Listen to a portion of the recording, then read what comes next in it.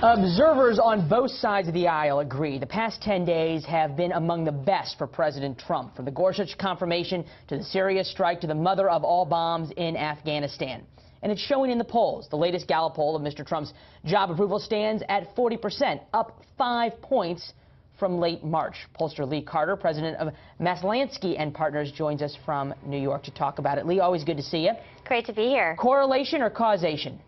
You know, I think it's an interesting thing. I think there's a number of factors that are going into what's happening right now. I think a lot of people are saying this is the strength of the Syria, you know, of the attack on Syria that he's taking, the military strength that he's taking. But I actually think that part of it was the Gorsuch confirmation, which you just mentioned. I think we saw things starting to soften. I've seen independents softening in their support for Donald Trump because they expected him to come down to Washington. They wanted to see things done differently. They wanted to see him get things done. And I think a lot of people have been very disappointed that tax reform hasn't been done. The immigration ban didn't get done. Health care is not getting done. And so the fact that there's some activity is making people be optimistic that he's actually going to move things forward. So I think it's a combination of both getting Gorsuch confirmed, the military action that we're seeing, and I think we're going to see that these numbers are going to continue to tick up just a little bit more after the mother of all bombs attack, because I don't think these numbers have yet taken into impact that. Yeah, I know that Gallup was in the field before the bombing in Afghanistan. So if we follow this curve, sort of we're on the upswing, right? The question is that come Wednesday or Thursday, you get the mother of all bomb numbers finally baked into this,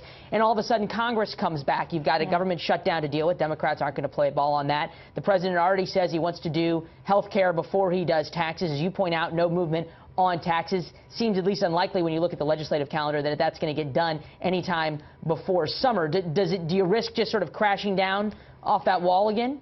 Yeah, I think that he's really going to, I think that these are going to be the peaks of his numbers until he really starts to get things done. People want tax reform done. People are, even the support on health care is getting less. People are starting to support Obamacare more and more because the Republicans have not made a case for what they're going to do that's going to make people feel comfortable. And so if they don't come back from this 2-week recess that they're taking in the middle of all of this with some real action, with some steps that they're going to take on behalf of the American people, I don't think that these numbers are going to be improving at all. As you point out, some independents have been pleased, as you might say, with the Gorsuch confirmation, with the Syria attack, with, as you said, doing something. Politico had a very interesting piece. The headline, Trump base turns on him. And this was a quote that really struck me in this.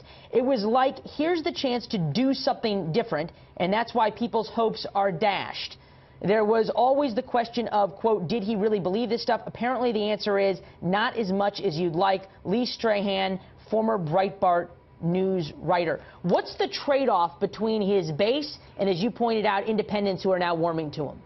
Well, look, I think that the bottom line is this. Donald Trump, of the white men who voted, 1 in 4 had voted for Barack Obama. So he's got a lot of people that have shifting ideologies. But he does have his base of people who really put their faith in this man, who said, you are finally going to get things done for him. Now, I think for people to say that that support is softening is not quite true yet, because I think a lot of his base, and we hear from them on Twitter an awful lot right now, is they get really excited when he makes announcements about jobs coming back, and they're willing to give him the benefit of the doubt.